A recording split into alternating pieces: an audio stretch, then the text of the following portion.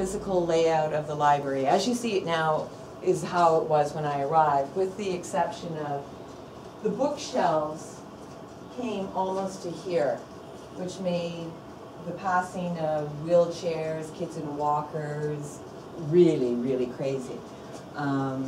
The other thing, we didn't have baskets. So what I did was I got lots of baskets so that the kids could choose their own books. Everything was on the bookshelves, which makes it very, very difficult if you're challenged to get and choose. So the younger kids, we can just take a basket, we can put it on their tray of their wheelchair, they can flip through.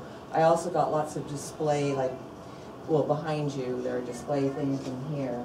And I always put up lots of books that they can just visually see and say, oh, I'd like that one.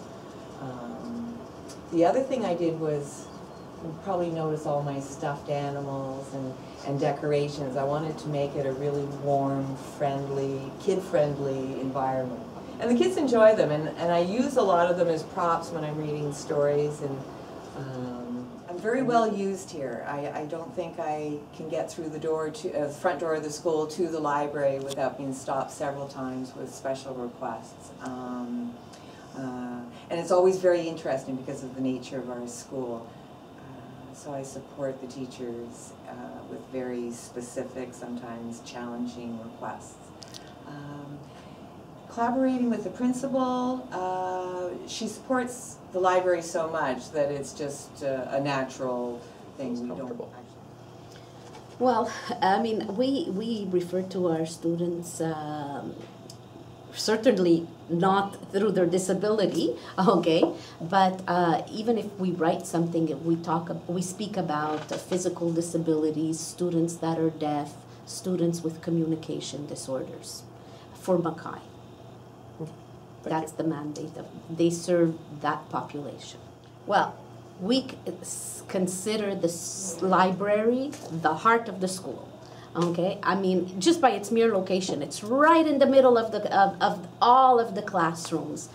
Everybody values their library period. They like to come to pick out books, to listen to Anne, read stories all the time. And it's just so nice when you walk by and you see them all sitting on the carpet and Anne is reading and the teacher's right there. It's just really, really important. And so we just finished a whole week last week of I Love to Read, and we spoke about and worked with the children on how it's important to read and to have books and the different activities that went with that. It was really, really a nice week, and so we put the accent on reading and literacy and how it's important.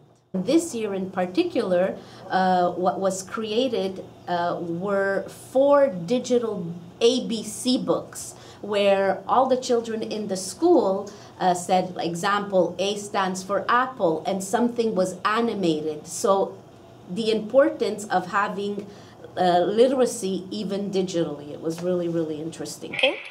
Next. Keyboard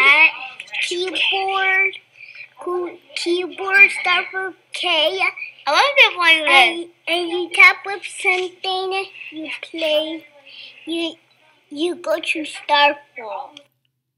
Lollipop starts with L and it tastes like good, but it doesn't taste that sour at all. The other thing I did was, we'll be over on the other side, but I've developed a professional collection for the teachers, particularly to support the ERC program of the government. Took quite a bit of time and research in finding support books for this program. Another program we have in the library, it's an initiative of the English Montreal School Board, is the literacy program. And we have, it's arranged by cycle, very well organized, very well respected. For me, one of my most important part of my job is to share with the children my love of storytelling and reading.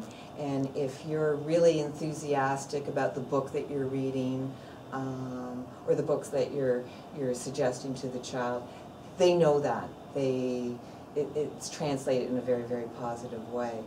We do story time, every class gets story time, and then you choose books, and I allow the children really unlimited books. I mean, in all my schools I've been like that, because I don't believe in very, very strict rules, like if you're in grade 1, you take one book, this and one fiction, one nonfiction.